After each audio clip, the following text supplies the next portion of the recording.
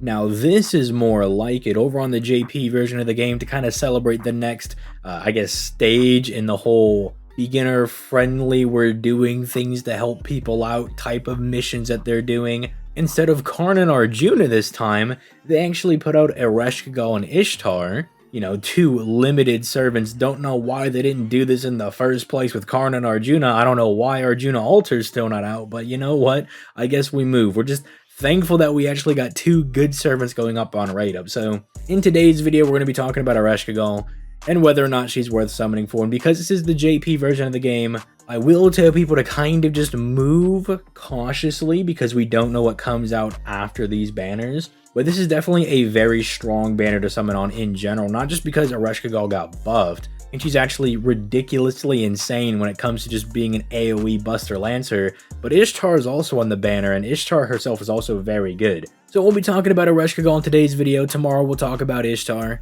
But before we begin, if you have not already, leave a like on the video and subscribe to the channel, as it helps me out more than you know. And if you want to go that extra mile in showing your support for the channel, I'm affiliated by all means with LD Emulator and Loot Cakes down in the description down below. No, you will not get your account deleted if you put it on an emulator. In fact, now that I actually have a real PC, my own personal NAFGO account is on LD Emulator, so that's how much I believe in the product. If you want more content as well, because you just can't get enough of what I do, I stream every weekday over on the Twitch, link down in the description down below, and you can click that join button to become a channel member to get access to channel member exclusive content. Now with all that being said, let's go ahead and move into Ereshkigal, starting off with her hits, which at first glance you kind of look at Ereshkigal and you're like, okay, this is like standard .jpeg Buster hybrid servant, but no, you'd actually be wrong, because she ain't got no quick buff in her kit, and this girl is here to do damage with her NP and absolutely refund an absolute metric butt ton of NP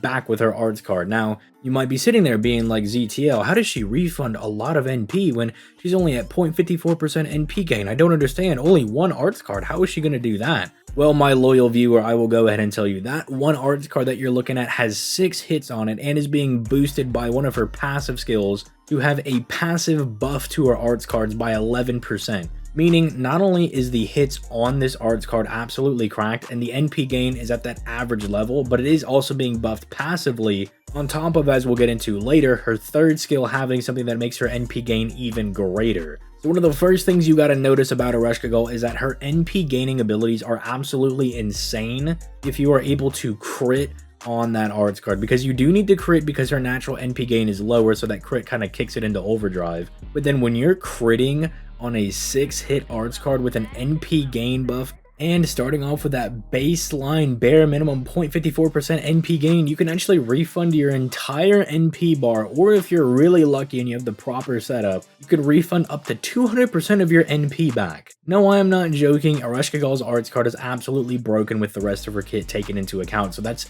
one of the main things you need to remember about Ereshkigal, is that her arts card is absolutely cracked. And when you see it, you want to give it as many crit stars as absolutely possible, because you want to guarantee that it's getting crits, which thankfully she's a Buster servant, so you can kind of just pair with people like Merlin, who pretty much just like spew a billion stars on the field anyway, so you're pretty much covered in that avenue. Her quick cards though are also pretty good at 4 hits each with 11.8% star gen, so she can do a little of the star genning for herself.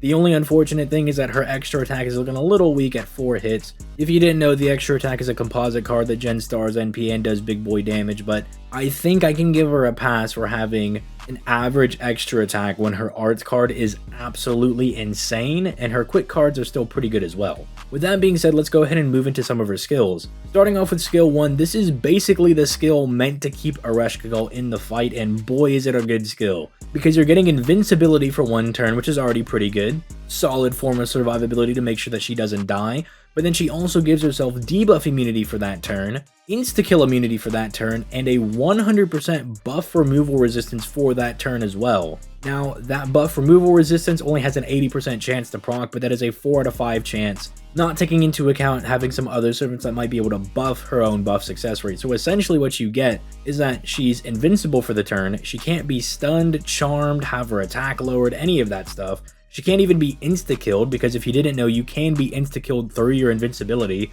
If someone like Ku pokes you with Gay Bolg and you have your invincibility or dodge up, even though you technically avoided the damage, you might just get obliterated by the insta-kill, and that's going to prevent you from dying that way. And then finally, I mean, you can't even have your buffs removed because of her buff removal resistance, which is absolutely crazy. So not only does she get pretty much protection against any method of being stopped, but she also can't have that taken away from her for that turn, so it's already off to a very cracked start. Then she has a 50% Buster Mana Burst on her second skill, and a 50% battery on that skill. And I mean, do I need to say anything about this? I mean, getting a 50% Buster Mana Burst for one turn not only buffs the damage of her NP dramatically, but a 50% battery is even more nutty nowadays, because it used to just be very good because it gave you synergy with like the really good 50% starting charge CEs and stuff along those lines. But now with Koyan Skya, it is absolutely crucial that you have a 50% battery, because those are the people that she wants to pair with and allow them to buster farm. You can kind of get a fake 50% battery with like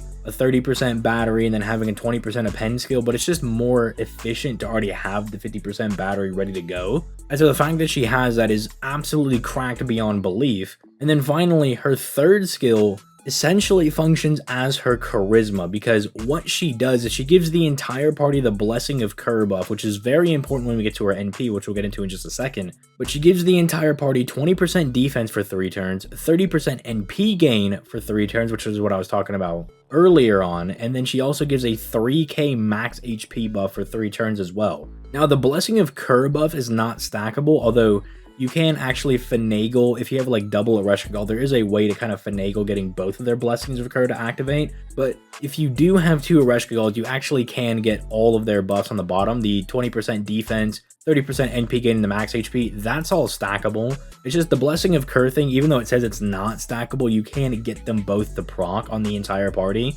But don't also think that the other buffs below are not given to the entire party. Those are definitely stackable. So yeah, she's already looking pretty insane because she basically can't die with her first skill. She'll keep herself around. She has the 50% battery to make her extremely good when it comes to farming. The Mana Burst is very good for helping out her damage because, you know, her damage, well, I mean, before her NP buff, her damage was a little on the low side, but they definitely fixed that with her NP damage buff. And then her third skill is a very good charisma. Now, you might be wondering, what does that Blessing of Cur buff do? Well, if we go down to her NP, what the Blessing of Cur buff does is that whenever she fires her NP, she gives the entire party a charisma as long as they have that buff. So not only was she giving them generic good stuff like NP gain, max HP, and defense, but now she's giving them a charisma as well. She also gives them a resistance to critical attack chances and gives the entire party insta-kill immunity for 3 turns as well. So not only is she immune to being insta-killed, but now the entire party can't be insta-killed as well. And then it's like, if you were worried about her damage, not only did she get an NP damage buff, so the base damage of her NP went higher,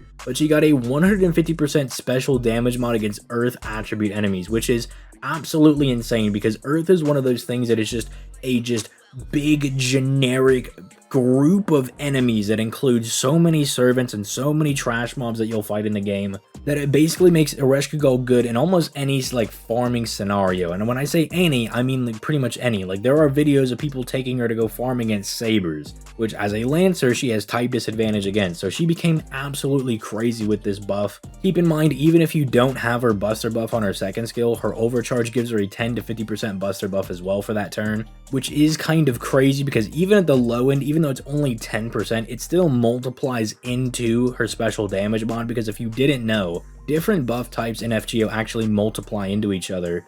So when she fires her NP, she's getting the Earth attribute buff as long as you're bringing her against people that have the Earth attribute, which isn't really all that hard because it's, again, a very common enemy type. If you go look at the Earth attribute, you'll see like a lot of generic enemies in there, from things like dragons to the werebeast to even reindeer, the soul eaters, crabs. There's a lot of just very generic enemies that you fight all over the place. That also multiplies into the buster buff and then the attack buff that you have as long as her third skill is active. So Ereshkigal is a little cracked. Do I recommend summoning for her?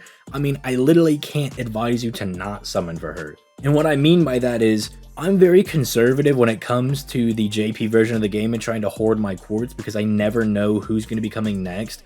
But even I'm kind of looking at this Ereshkigal and Ishtar banner and being like, dude, I should probably summon for Ereshkigal because she's just absolutely cracked. Not only is she a good support type servant, but she functions as the primary DPS as well. And Ereshkigal being as popular as she is, you know, I can't see a lot of people just being like, even if she was bad, people would probably summon for her, is basically what I'm saying. Like, Ereshkigal is one of my favorite servants, so I know that's definitely playing a role in me wanting to summon for her, but I mean, gotta consider that she's also insanely good at this point. So while the smart thing is to probably hoard your Saint Quartz and wait for the next big new release, it's kind of hard for me to recommend to do that because she's so good and she's so popular. So if you want to summon for Ereshkigal, it's definitely not a bad investment. You'll definitely get your money's worth in summoning for this servant. But let me know what you guys think in the comments down below.